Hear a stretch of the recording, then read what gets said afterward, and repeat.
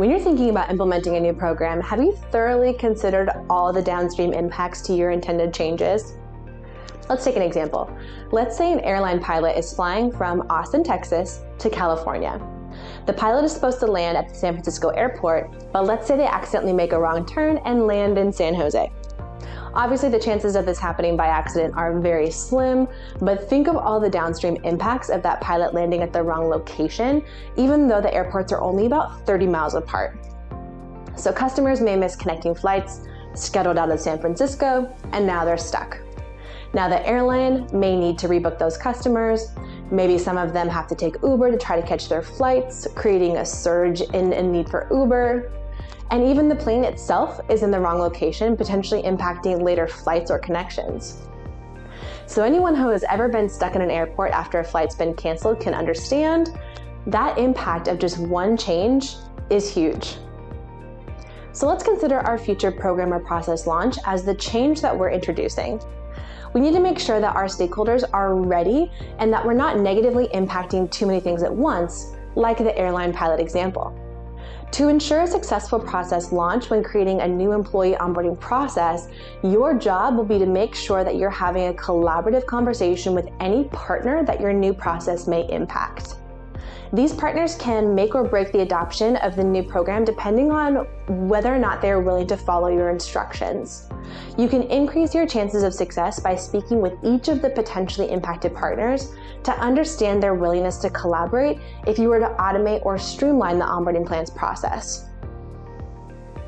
This is especially important if your organization does not operate with any automated systems, for example, an HR information system or an HRIS.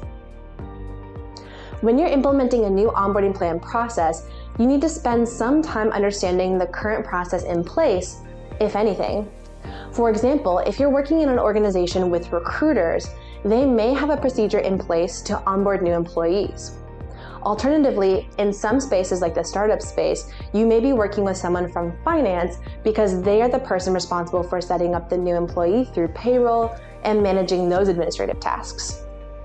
In essence, we want to make sure we're aware of any partner the new process could potentially impact. So let's dive into an example of potential partners.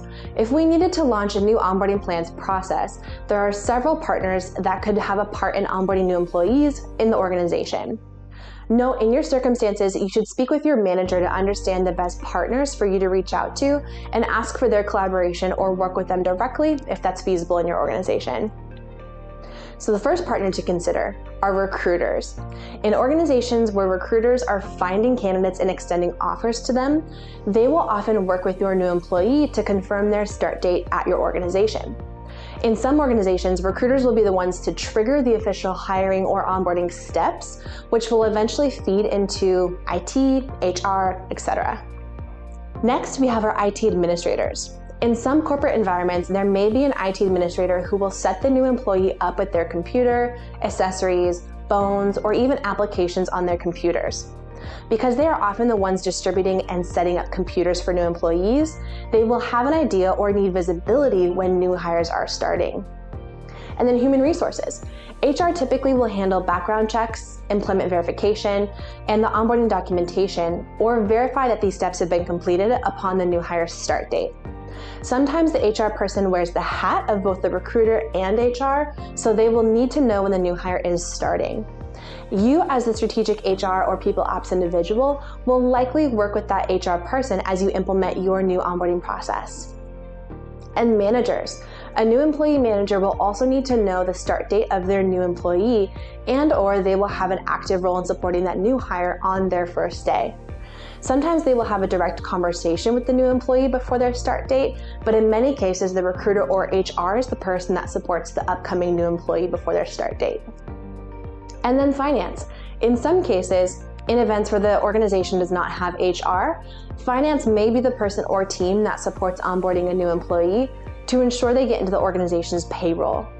However, they may not be involved if HR facilitates this step instead.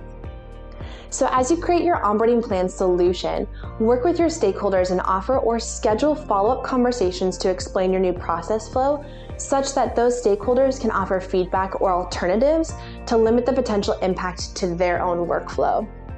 It may also be good to bring all of them into the same room or virtual room for a conversation to talk through what the new process could look like and allow them to speak freely about the process. Do you have any questions or thoughts on how to effectively collaborate with your stakeholders or partners in your organization as you're working to implement a new program or process? Let me know in the comments.